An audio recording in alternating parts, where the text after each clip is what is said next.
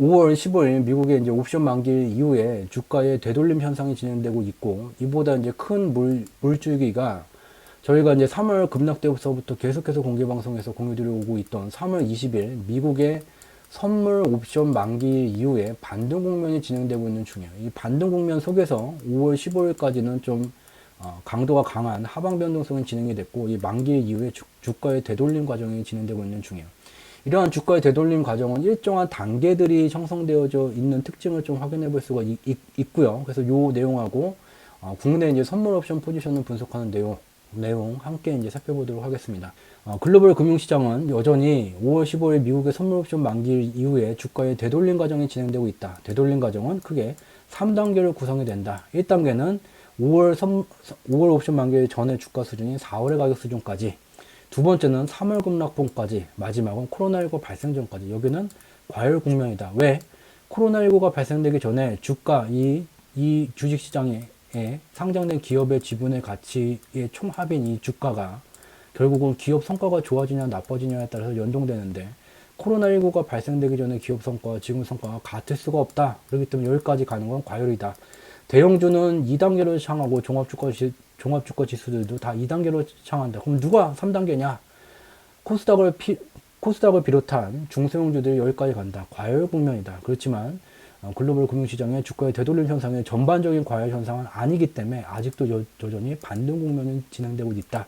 그리고 주가가 과열 국면에 들어가게 되면 오늘 코스닥과 같이 아무 일도 없었는데 급락 현상이 나타나게 된다. 그렇기 때문에 어떠한 금융상품이든지 간에 현재가 과열이냐 아니냐, 이것을 판단하는 게 가장 중요하다. 이것을 모르게 되면 쌍봉에 진입하고 쌍바닥에 손절하고 거꾸로 시장의 흐름에 타게 된다. 그리고 현재 경제지표를 보게 되면 여전히 채권 시장에 들어가 있던 돈이 빠져나오지 않았는데 3월 20일서부터 주식시장이 반등 국면이 진행되고 있다. 얘가 반등이 아닌 추세적인 상승이려면 채권 가격이 내려가면서 채권 시장에 돈이 여기로 들어가야 되는데 지금은 그렇지가 않다. 얘가 이제 결정할 것이다. 그리고 경제지표의 인가 분석을 한다는 것은 얘가 위로 갈지 언제 이것은 글로벌 금융시장의 거대 자금을 운영하는 한머니들이 얘네들의 머릿속에 들어가 있고 자기네들끼리 뭔가 이제 플랜을 짠 것들이 있을 거기 때문에 이것을 가서 직접 눈으로 보지 않는 한은 모른다. 그러면 우리가 알 수 있는 것은 얘네가 이것을 플랜 2 뭔가를 행하게 되면 기업에서 하는 것처럼 플랜 2 C, 우리는 그것을 볼 수 있다. 어떻게?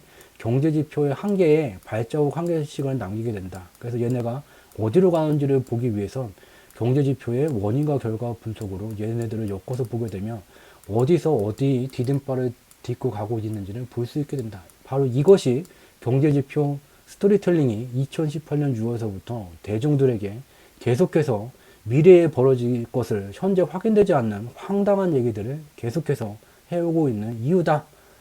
먼저 이제 보게 되면 5월 15일 날 3월의 급락폭에 가까운 수준까지 미국이 됐던 한국이 됐던 어느 나라의 주식시장이 있는 지수는 다 3월 급락폭까지 대부분이 다 가까워지는 하방 변동성이 진행이 됐어요. 만기 이후에는 주가의 되돌림 과정이 진행이 돼요. 이와 같은 현상은 특이한 현상이 아닌 일상적인 현상이에요. 파생시장의 만기 일마다 과도한 상승이나 하락이 나타나게 됐다면 그 뒤에는 되돌림 과정이 반드시 진행이 되게 돼요. 그래서 5월 15일 만기일 이후에 되돌림 과정이 진행되고 있고, 첫 번째 목표는 이전 주가 수준인 4월의 상한 수준까지 되돌림 과정이 진행이 돼요. 그래서 미국의 대형주 지수를 보게 되면 지난 이제 공개 방송에서는 여기 정도에 와 있었는데 얘를 이제 뚫고서는 올라가게 됐어요. 즉 첫 번째 목표인 주가의 되돌림 1차 목표치인 4월 상한가 수준을 넘어서 이제 두 번째 목표치인 3월 급락폭을 다 회복하는 수준을 향해서 지금 다가가고 있는 중이에요. 대형주가 다가가고 있는 중이에요. 얘를 넘어서게 되면 이제 코로나19가 발생되기 전의 주가 수준인 3차 되돌림 목표치까지 이제 향하게 돼요. 대형주는 지금 1차 목표치를 넘어서 2차 목표치를 바라보고 있는 중이고, 대형주 외에 이제 중소형주까지 포함된 종합주가 지수를 보게 되면 독일의 닥스 지수예요. 어느 나라 지수를 보든지 다 똑같이 움직여요. 3월 급락폭을 5월 15일까지 똑같이 다가섰다가 만기 이후에 이제 주가의 되돌림 과정, 1차 목표치인 4월 상한가 수준까지 갔다가 얘는 대형주 지수보다 한 템포, 한 캔들 앞서서 두 번째 목표치인 3월 급락폭을 다 회복하는 수준까지 다가가고 있다는 것을 직접 눈으로 확인할 수가 있고요. 근데 이제 일본 니케이 지수는 좀 특수성이 있다. 앞서 살펴본 닥스보다 또 한 캔들 위에 한 템포 더 빠르게 움직이고 있다. 왜냐하면 2012년도서부터 일본은 아베노미스 정책이라는 것을 진행해 왔고, 기준금리를 충분히 낮추고 엔화 유동성을 공격적으로 공급하게 되면서 위달러 대비 엔화 환율이 2015년도서부터 이제 초약세 가치 구간에 들어가게 돼요. 그래서 2017년도서부터는 아베노미스 정책이 이제 제대로 수행되지 못하고 엔화 유동성을 오히려 줄이는 현상이 발생이 돼요. 그렇게 되게 되면서 이와 같은 정책의 방향성에 수렴되게 되는 게 금융시장이기 때문에 니케이 지수는 2017년도서부터 박스권에 갇히게 돼요. 박스권에 갇혔었던 니케이 지수가 3월 이 급락 때 박스권 하단을 이탈하게 됐어요.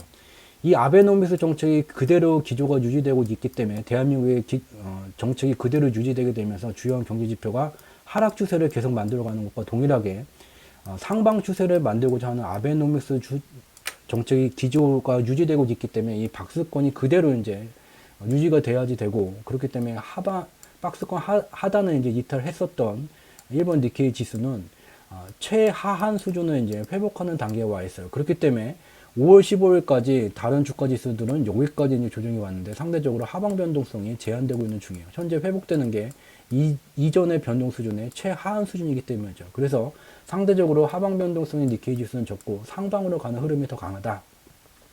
그렇지만 크게 강한 것은 아니고 독일 닥스 지수보다 한 개 캔들 더 앞서서 간다. 그래서 두 번째 목표치인 3월 급락폭을 향해서 다가가고 있다는 것을 확인해 볼 수가 있어요. 또한 대한민국의 코스피 지수도 니케이 지수와 비슷하게 1차 목표치를 넘어서 2차 목표치를 다가가고 있다는 것을 확인해 볼 수가 있어요. 여기까지 이제 대형주, 중소형주가 포함된 종합주가지수 개념이었고, 중소형주만 이제 떼서 따로 보게 되면 중소형주는 이미 3월 급락폭을 다 메우고 미국의 나스닥 선물지수를 보게 되면 코로나19가 발생하기 전에 그 가격대, 이 개파락 자리도 다 메워버렸어요. 여기로 이제 다가가고 있는 중이에요. 근데 여기서 굉장히 중요한 것이 이 종합주가 지수가 됐던 대형주가 됐던 중소형주가 됐건 간에 결국은 여기에 들어가 있는 기업들 지분 가치의 총합이 바로 이 지수로 산출이 된 거예요. 즉 우리가 말하는 이 주식 가격, 주가라는 것은 기업 지분 가치하고 동일한 말이에요. 우리가 매일 사고 파는 이 주식이라는 것은 우리가 사고 팔아서 이문을 남기기 위해서 존재하는 시장이 아니에요.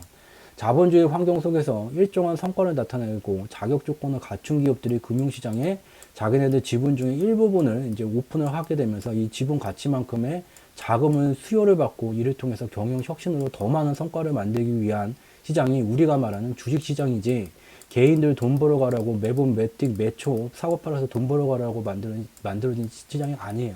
그렇기 때문에 우리가 매 초마다 사고 파는 이 주가라는 것은 기업 지분 가치예요. 즉 기업 지분 가치가 올라가게 되면 주가가 변동을 만들다가 시간이 누적되게 되면 이 기업 지분 가치 방향성이 수렴하게 돼요. 이 기업 지분 가치가 증가되기 위해서는 기업의 경영 성과가 좋아져야 되고, 이 기업이 속한 이 국가 경제의 정책 방향이, 경제 방향이 상방일수록 더 기업의 성과가 좋아지게 돼요.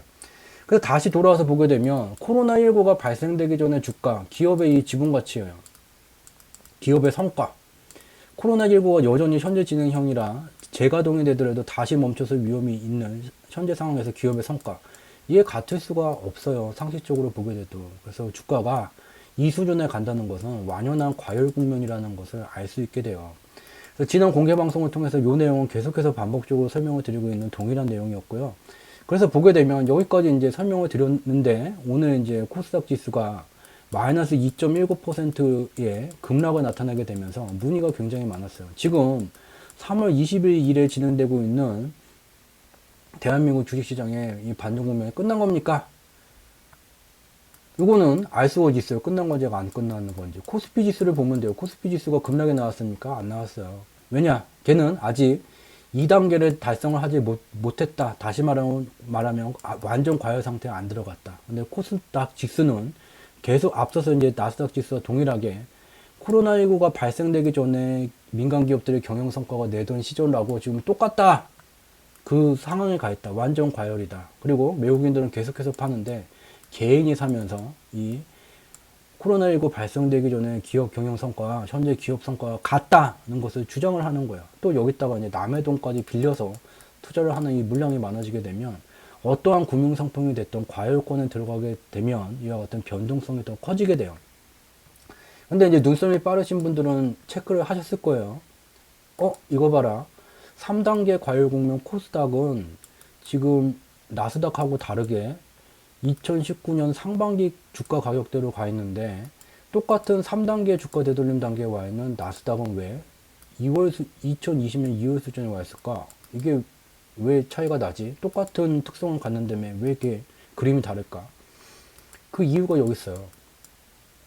아까 이제 일부 내용에서도 계속해서 설명했듯이 금융시장의 방향성은 계속해서 이제 변동성은 만들어질 수도 있지만, 시간이 누적되게 되면 결국은 어떠한 방향성을 갖게 되고, 이 방향성은 결국 경제의 방향성이에요. 그래서 아까 봤던 것처럼 대한민국의 주요한 경제 지표들이 하락 추세가 만들어지고 일정 기간이 누적되게 되면 결국은 금융시장도 하락 추세를 갖게 돼요.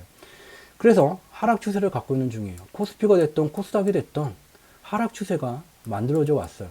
그렇기 때문에 주가의 되돌림 3단계에서 바라보는 가격대는 얘는 2월 수준, 2019년 이제 상반기 수준이 되게 되고, 미국은 대한민국 경제와 다른 경제 정책을 활용해 왔기 때문에, 적용해 왔기 때문에 그러한 경제 방향성은 상방이에요. 그래서 주가 지수 자체도 뭐 대형주가 됐던 중소형주가 됐던 상승 추세야. 그래서 3단계 되돌림, 주가 되돌림 과정 속에서 바라보는 게 상승 추세에서 상한 수준에 있던 2020년 2월 정도 가격이야. 이렇게 수준 차이가 존재를 한다.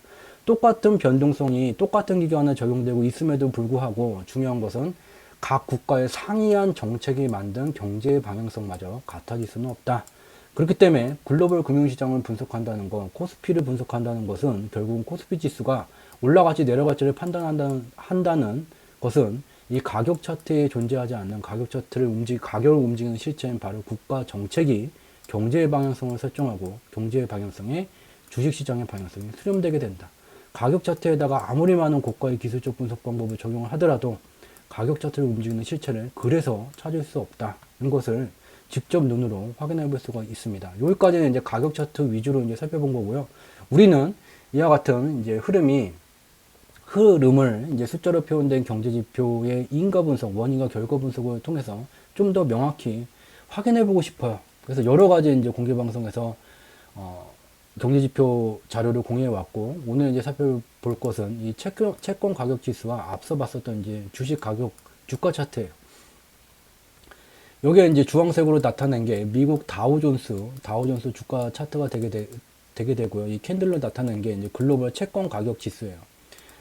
매우 중요한 것이 이 채권 가격이 하락하던 기간에 반대로 위험자산인 안전자산인 채권 가격이 하락하던 기간에 위험자산인 주식지수는 상승했어요. 근데 얘가 왜 여기서 하락했을까? 어떠한 국내 분석기관, 어떠한 국내 언론기관 또는 경제분석기관도 현재도 아무도 분석하고 있지 않은 2019년 8월 글로벌 경제에 매우 중요한 일이 벌어졌어요. 2019년 4월서부터 계속해서 이제 분석 내용을 공유해 오고 있는 중이고요. 미 달러, 그러니까 세계의 환율 제도의 근간이 되는 미 달러의 통화량을 유일하게 조절할 수 있는 절대반대를 낀 미국의 중앙은행이 우리 대규모 보유자산 매각을 조기 종료할 거야. 4월에 언론을 통해서 공유를 했어요. 다 이 현상만 보도를 했을 뿐 글로벌 경제에 이게 어떤 영향을 미칠지를 분석한 기관은 한 군데도 없어요. 어떤 일이 벌어졌는가? 2008년도에 미국 경기 부양을 하기 위해서 유동성을 이제 공급하기 위해서 국채를 미 행정부에서 발행하기 시작했고, 미국 경제에서 문제가 생긴 건데 이 미국의 국채를 산다는 것이 말이 되지가 않죠. 수요가 따라주지를 못했어요. 그렇기 때문에 이제 미국의 중앙은행이 직접 미 행정부에서 발행한 이 보유자산을 매입하는 과정이 진행되어져 왔고, 2016년도가 되고 보니 미국 건국 이래 최대치의 보유자산이 미국 중앙은행 금고에 들어가 있던 중이었어요. 근데 이 채권이라는 것은 만기가 정해지게 되면 시중에 이제 되팔게 되게 되고, 이와 같이 많았었던 대규모의 보유자산을 매각하게 되면서 이 보유자산의 채권 가격, 앞서서 본 것과 같이 매도하는 채권 가격만큼의 미달러 시중 유동성이 유지되게 되면서 2016년도서부터 2019년 8월까지 미달러 가치 강세 현상이 나타나게 됐어요. 이게 이제 종료가 된 거예요. 그러니 매우 단기간에 빠르게, 이전보다 매우 빠르게 미달러 유동성이 증가되게 되면서 이와 같은 안전자산인 채권 가격이 추세적으로 하락하는 현상이 나타나게 되고 유동성이 이전보다 매우 빠르게 늘어나게 되니 주식시장이 상승하는 현상이 나타나게 됐어요. 근데 이제 2020년 1월을 넘어서게 되면서 얘기가 이제 완전히 1월을 넘어서게 되면서 얘기가 완전히 달라지게 돼요. 2020년 2월에서부터 세계 경제의 굴뚝, 중국 경제가 이제 멈춰서게 됐어요. 그렇게 되니 이제 안전자산에 속하는 채권 가격이 급등하게 돼요. 즉, 거대 자본을 운영하는 투자 조직들은 포트폴리오를 단순하게 이제 두 개로 쪼개보게 되면 안전자산, 위험자산 이 비중을 가져가게 돼요. 코로나19로 중국 경제가 멈춰서게 되니 위험자산 비중을 줄이고 안전자산 비중을 높이게 되면서 이와 같은 채권 가격 급등 현상이 나타나게 되고 주식 가격은 이때서부터 폭락을 나타내게 되고 채권 가격은 급등하는 현상이 나타나게 돼요. 근데 이것도 이제 공개 방송에서 자료를 공유를 했지만 실질적인 채권에 대한 수요는 2018년도 말서부터 계속 감소 중이에요. 그래서 이 가격을 끌어올린 것은 전체적인 글로벌 금융시장에서의 채권에 대한 수요라기보다는 거대 자금을 운영하는 그 자본이 들어갔다는 것을 어렵지 않게 알 수 있게 돼요. 여하튼 이 채권 가격이 급등이 되게 됐고 2020년 3월 20일 미국의 선물 옵션 만기일 이후 위험자산인 주식시장은 계속 반등 국면이 진행이 되게 돼요. 얘가 가려면 얘가 내려와야 돼요. 안 내려와요. 즉 이때 들어가서 어마어마한 수익률 퍼센트를 쌓고 있는 뭐 2배가 될지 3배가 될지 쌓고 있는 이 돈이 환전돼서 나오지를 않았어요. 그렇기 때문에 이와 같이 추세적으로 상승이라고 말했던 기간과 다르게 얘는 철저한 반등 국면이 되게 돼요.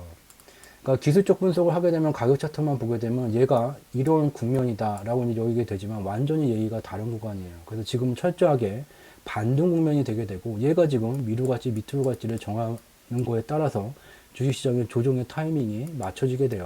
그 타이밍을 언제 정합니까? 누가 정합니까? 거대 자금을 운영하는 글로벌 금융시장의 복수의 투자 조직 한머니가 얘네가 정하게 되고 얘네가 정해서 의사결정을 내린 것까지는 몰라요. 얘네들이 어떤 생각을 갖고 있는지. 행동으로 옮겼을 때 유일하게 확인할 수 있는 게 숫자로 표현된 경제지표의 발자국들을 경제지표 하나에 한 개씩만 남기게 돼요. 그렇기 때문에 개별 분석을 하면 안 되고 이 발자취를 따라가기 위해서는 어렵지만 좀 원인과 결과 분석, 인과 분석을 해서 이 발자취를 따라갈 수 있는 거예요. 발자취를 따라갔어요. 이 발자취에 대한 얘기가 어디 있는가? 앞서 이제 설명드린 이 주가를 상승시키는 경제지표 또는 유튜브에 올려져 있고 주가를 상승시키는 경제지표 주상지라는 이 카페 네이버에도 치고 들어오게 되면 여기에 이제 적어놨어요. 그 발자취에 대한 두 가지. 한머니의 글로벌 금융시장 운영 메커니즘, 글로벌 금융시장의 소리 없는 창과 방패의 전쟁. 이거 두 개는 솔직히 말씀드리면 제가 게을러다 보니까 어떤 일을 하게 됨으로써 반복해서 하는 걸 안 좋아해요. 그렇기 때문에 질문이 너무 많은데 그거를 댓글창에다가 이거를 다 적을 수조차도 없어요. 스마트폰 이게 자기 전에 잠깐 보는 걸 갖고 엄지손가락하고 아이폰인데 누르면 오타가 굉장히 많이 나요. 지우고 쓰게 되면 막 몇십 분이 걸려요. 안 되겠어서 제가 이제 좀 잠을 자기 위해서 이거를 그냥 공개하면 안 되는 건데 올려놨어요. 이거를 보게 되면 이제 저 아까 본 내용에 관련된 이러한 얘기들이 다 거기에 매우 상세하게 눈으로 직접 다 그냥 확인할 수 있는 내용들 들어가져 있어요. 그렇게 돼 있고요. 그래서 현재는 반등 국면이다. 그리고 3월 20일 이후에 얘가 지금 주식시장이 올라오는 반등 국면 속에서 이 채권 가격은 여전히 박스권을 유지하고 있다. 다만 이제 최근에 약간 좀 움직이는 게 보이는 있지만 유의미한 변화는 없다. 그래서 알 수 있는 것은 코스닥 시장이 오늘 급락을 나타내는데 코스피는 급락이 안 나왔어요. 그리고 글로벌 금융시장은 여전히 다른 이제 주가 차트만 보더라도 여전히 주가의 되돌림 과정이 진행되고 있고 또한 좀 더 명확하게 보기 위해서 경제지표 인가 분석을 하게 되면 여전히 3월 20일 이후에 반등 국면은 지속되고 있다. 그렇지만 주식 가격들이 과열 국면으로 들어가는 현상이 나타난다는 것은 앞서 말씀드린 것과 같이 여기 매우 중요한 이것도 좀 오픈하기가 그렇긴 하지만 혹시 이제 유료 회원분들 계시면 죄송하다는 말씀 드리고요. 수위를 좀 조절해서 말씀을 드리면 2월에 이제 여기 하락까지는 정상적인 변동 범위예요. 늘 그래왔던 정상적인 변동 범위의 하락이었어요. 3월의 이 급락은 그냥 만들어지지 않아요. 급한 이것도 어떻게 보면 준비 과정이 필요하죠. 어디 준비 과정이 가 있을까? 2011년도서부터 2020년 2월 초까지, 5일까지의 상승이 상방 풀베팅으로 만들어진 오버슈팅 구간이었어요. 오버슈팅 구간이 뭔가요? 무슨 말이죠? 좀 더 명확히 설명을 바래요. 오버슈팅 구간이었어요. 11월에서부터 2월 초까지 오버슈팅 구간. 이것도 유료과정 회원분들 죄송합니다. 오버슈팅 구간인데 오버슈팅 구간 여기서 지금 진입하면은 얼마만큼의 수익을 가져갈 수 있을까요? 그거에 대해서 똑같은 말씀을 대답을 드리면 욕을 굉장히 많이 먹어요. 아니 3월에서부터 계속 진입 구간이라고 말했는데 지금 여기서부터 여기까지 금융상품들 보게 되면 2배 넘도록 이 수익률이 나왔잖아요. 여기서 들어가서 2배 먹을 거예요? 3배 먹을 거예요? 얼마나 먹으려고 들어갑니까? 말씀드린 것처럼 캔들 보고 데이 트레이닝 손절 잘할 수 있다면 그게 좋아요. 지금은 이런 구간이에요. 명확히 알 수가 있어요. 계속 말씀드리는 게 과열 국면이 이것도 여기까지만 말씀드리도록 하겠습니다. 그런 상황이다. 인 것을 말씀드리고요. 그리고 이제 선물 옵션, 이제 국내 선물 옵션 분석 내용까지 이제 들어오게 되면 여전히 이제 선물 시장에서 외국인들은 주가 지수가 일정 수준 이상으로 상승하게 되면 수익이 발생하게 되는 롱 포지션, 뭔 말이에요? 길게 가지고 간다고요. 선물 매수 포지션이에요. 매수 포지션을 가지고 있어요. 그리고 이제 여기에 항상 말씀드린 것 같이 옵션 시장에서 내가 돈을 벌려면 누군가는 깡통을 쳐야 되고, 깡통을 차는 애는 정해져 있는 기간에 주가 지수를 마음대로 움직이지 못하는 자본력이 약한 개인이 되게 돼요. 개인의 이 빨간 숫자, 파란 숫자는 뭐예요?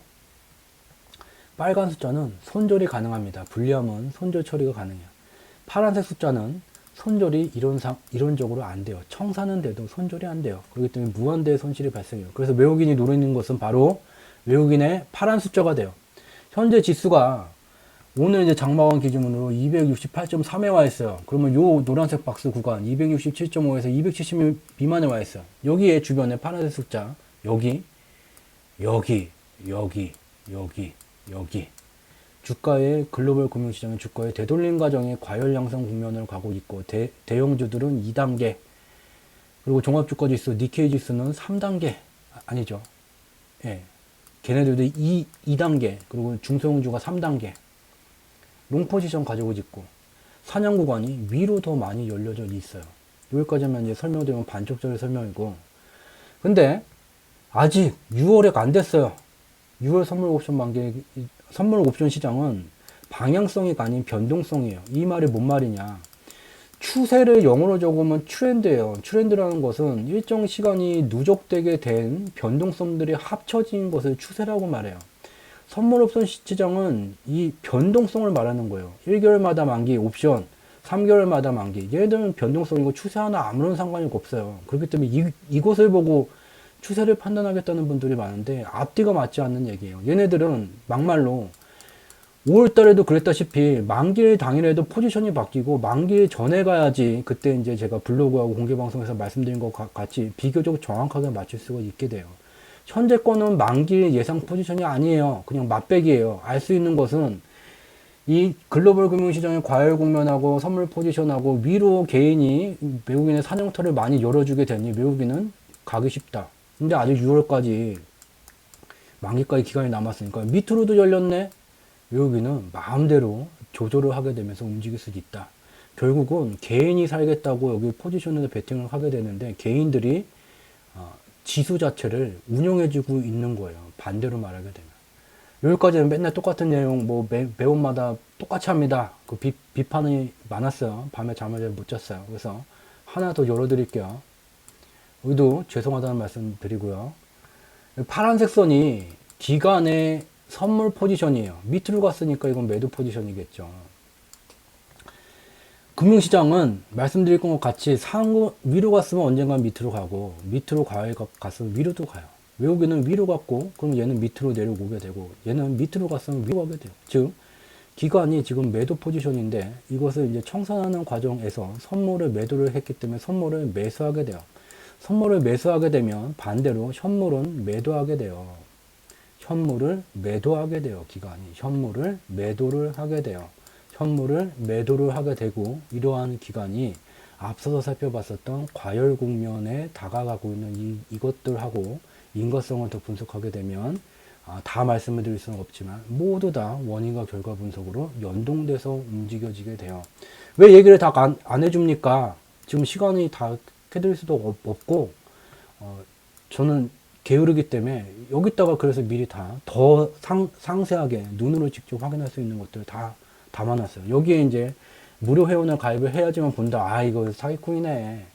그러면은 유튜브에 들어가서 여기 있는 제목을 그대로 한머니의 글로벌 시장 운영 메커니즘 영상 떠 있어요. 그거 찾으시면 되고요. 소장각 유튜브에는 이제 이렇게 되고 여기다가 소장각 창가 방패의 정제 소장각이라 된 거 요거 두 개 유튜브에서 찾아서 보시면 돼요. 근데 이제 페이지 넘기면서 보시는 게 번거로울까봐 여기 이제 주상지 카페에다가 여기다가 갖다가 놓은 거예요.